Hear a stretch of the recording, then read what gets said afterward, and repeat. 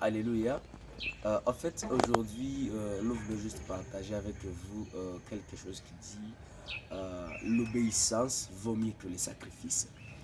L'obéissance vaut mieux que les sacrifices.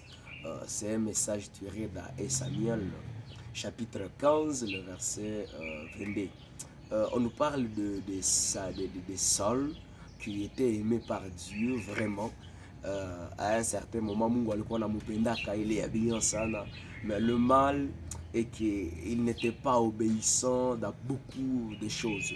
À un certain moment, Mungu anamwambia uende Amalek, allez tuer les gens, les hommes, les femmes, les brebis, na kila kitu kenye utaona kule. Mais chose grave ani arriva, la Bible déclare toutes choses, mais lui anaenda kamata bimoya bimoya.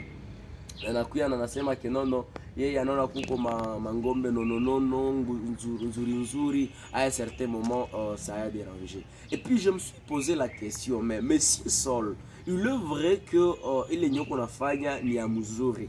Maintenant, je suis en train de te poser la question, est-ce que tu fais toutes choses pour plaire à toi-même, soit tu fais toutes choses pour plaire d'abord à ton Dieu?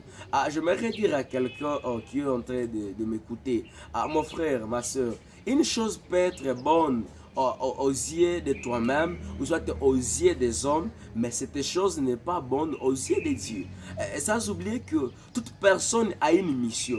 À un certain moment, ce qui m'a fort dérangé, c'est voir que Dieu s'est repenti auprès de son serviteur Samuel, en disant nilikuwaka vraiment siwazi kama Saul devrait juste faire de telles choses. À un certain moment, il y a de ces personnes qui commencent bien, mais malheureusement, ils finissent mal. Il est vrai qu'il est possible mtu azaliwe, mais kuishi na accomplir ce que Dieu veut, ça demande à ce que tu puisses chercher Dieu à tout moment. Mon cher, l'obéissance vaut mieux que les sacrifices. Puis mangalia zamani tulikupendaka parce que tu faisais de bonnes choses. Niliachaka tunakupenda. Niliachaka na Mungu na anafanya nini? Anakupenda. Mais essaie de voir, depuis que tu es en train de pratiquer beaucoup de choses, uone kwenye ushaanzaenda. Et à un certain moment d'ailleurs, tu commences à dire beaucoup bingine, on le faisait en état petit. Non, non, mon cher.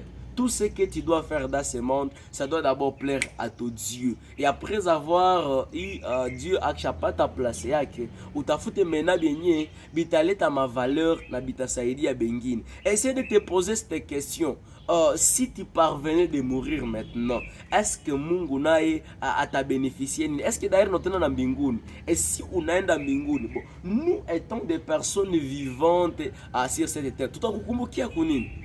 Toute personne mwalukia kwa hii dunia alizaliwaka na ko mission na ko objectif ya kabambi sana. Seke uko mtu wa maana sana. Usijipeleke peleke mu bitu moya hivi a penser que pas njo bitu bitakuwa bien. L'obéissance vaut mieux que les sacrifices.